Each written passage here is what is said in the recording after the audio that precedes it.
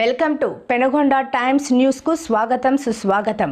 ప్రధానమంత్రి నరేంద్ర మోదీజీ నాయకత్వంలో ఎన్డీఏ ప్రభుత్వంలో ఆర్థిక శాఖ మంత్రిగా ఉన్న నిర్మలా సీతారామన్ ప్రవేశపెట్టిన బడ్జెట్ గురించి బీజేపీ నాయకులు పరిగి వేణుగోపాలరావు మాట్లాడుతూ దేశంలో గల అన్ని రంగాలకు అభివృద్ధి వైపు తీసుకెళ్లి ప్రపంచంలో మన ఆర్థిక వ్యవస్థ మరింత బలోపేతం చేసి యువతకు ఉపాధి అవకాశాలు, పరిశ్రమల అభివృద్ధి, వ్యవసాయ అభివృద్ధి, మహిళా సంక్షేమం, వైద్యం, రక్షణ, విద్య, పర్యాటకం, దేశంలో మౌలిక వసతుల పెరుగుదల, దేశీయ మార్కెట్లో మన మేక్ ఇన్ ఇండియా ఉత్పత్తులపై మార్కెట్ కల్పన, ఇలా ప్రతి ఒక్క రంగంలో ముందుకు వెళుతూ సంపూర్ణ ప్రజారంజకమైనదిగా ఉందని వికసిత భారత్ బడ్జెట్గా అభివర్ణించారు. ఈ కార్యక్రమంలో పరిగి మండల అధ్యక్షుడు ఎన్ఎల్ మూర్తి, సంపత్, మండల ప్రధాన కార్యదర్శి ఎస్ఎన్ మూర్తి, యశోద, నరసింహప్ప, ప్రసాద్, దిలీప్, సురేంద్ర, కొండూరు శివ మరియు మహిళలు తదితరులు పాల్గొన్నారు. శ్రీమతి నిర్మలా సీతారామన్ గారు ఆర్థిక మంత్రి, కేంద్ర ఆర్థిక మంత్రి ప్రతిపాదించిన బడ్జెట్ గురించి వివరించడానికి ఇక్కడ మేము వచ్చినాం. పరిగి మండలంలో భారతీయ జనతా పార్టీ తరఫున వచ్చాం.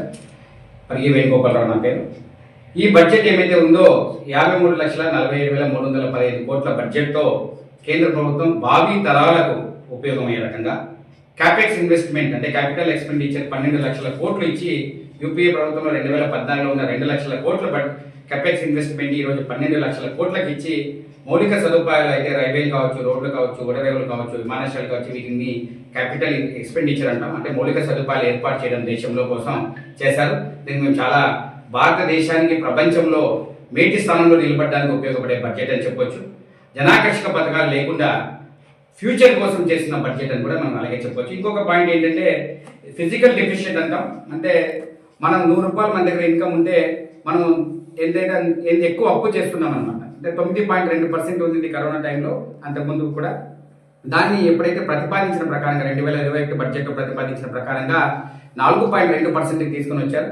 అదేవిధంగా మొత్తం ఇన్కమ్లో ఎంత అప్పు చేస్తున్నారు అనేది 60% ఉంది, దాన్ని 55 తీసుకుని వచ్చారు, 50% తీసుకుని వచ్చేయడానికి ప్రయత్నం చేస్తున్నారు. ఈ రకంగా ఏమైతే బడ్జెట్లో ప్లాన్ వేస్తున్నారో ఇయర్ బై ఇయర్ దాన్ని సాధించుకుంటూ వస్తూ మనం దేశం అగ్రగామిగా ఉండడానికి హెల్ప్ చేస్తున్నారు. అదే రకంగా చతుర్భుజి ప్రాజెక్ట్ మాదిరిగా రోడ్లు వేశారో ఆ రకంగా ఇప్పుడు రైల్వేస్ మీద కాన్సన్ట్రేషన్ చేసి 7 బుల్లెట్ ట్రైన్లు, స్పీడ్ ట్రైన్లు ఉన్న కారిడార్ తీసుకొని వస్తున్నారు. బాంబే పూణే, పూణే హైదరాబాద్, హైదరాబాద్ చెన్నై, హైదరాబాద్ బెంగళూరు, తర్వాత బెంగళూరు చెన్నై, వారణాసి ఢిల్లీ, వారణాసి అండ్ సిలిగుడి. ఈ రకంగా 7 తీసుకొని వస్తున్నారు స్పీడ్ రైళ్లు.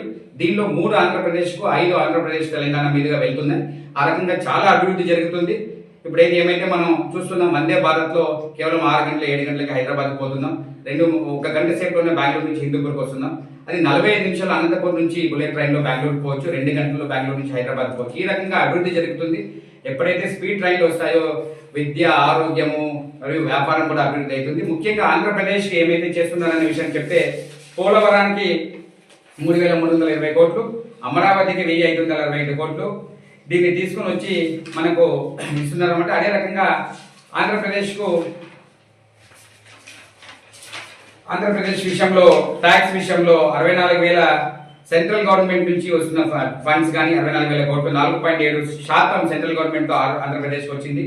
కార్పొరేట్ ట్యాక్స్ ప్రకారంగా 1,890 కోట్లు, ఇన్కమ్ ట్యాక్స్ నుంచి 22,904 కోట్లు, ఇండైరెక్ట్ ట్యాక్స్ నుంచి 15,603 కోట్లు, కస్టమ్స్ నుంచి 3,430 కోట్లు, ఎక్సైజ్ నుంచి 1,463 కోట్లు, అదర్ వేరే దాని నుంచి 63 కోట్లు. ఈ రకంగా కేంద్ర ప్రభుత్వ బడ్జెట్ లో 59.6% రాష్ట్రాలకే తిరిగి ఇస్తున్నారు. ఇది చాలా ఒక ఫెడరల్ సిస్టమ్ వర్క్ చేయడానికి చాలా చక్కగా ఉపయోగం అవుతుందని కూడా మనం చెప్పొచ్చు. వ్యవసాయాన్ని చూస్తే, వ్యవసాయం ప్రత్యేకంగా వ్యవసాయం మీద దృష్టి పెట్టి ఏమైతే పంటలు ఉన్నాయో దానికి ఆర్టిఫిషియల్ ఇంటెలిజెన్స్ కూడా యూజ్ చేసి, ముఖ్యంగా ఈసారి ఆర్టిఫిషియల్ ఇంటెలిజెన్స్ కూడా యూజ్ చేసి ఎంత ఫర్టిలైజర్ వేయాలి, ఈ రకంగా కూడా ఆర్టిఫిషియల్ ఇంటెలిజెన్స్ కూడా వ్యవసాయ రంగానికి అనుసంధానం చేస్తున్నారు.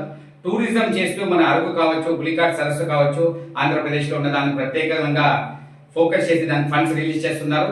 ఈ రకంగా ఆంధ్రప్రదేశ్ కు అమరావతి, పోలవరమే కాకుండా, స్పీడ్ రైళ్లే కాకుండా, వ్యవసాయ రంగమే కాకుండా టూరిజంలో కూడా ఆంధ్రప్రదేశ్ తీసుకురావడం ఆంధ్రప్రదేశ్ ప్రజల తరఫున కూడా మంత్రి నిర్మలా సీతారామన్ గారికి, మన ప్రియతమ ప్రధాని నరేంద్ర మోదీ గారికి నేను ధన్యవాదాలు, కృతజ్ఞతలు తెలియజేస్తున్నాను.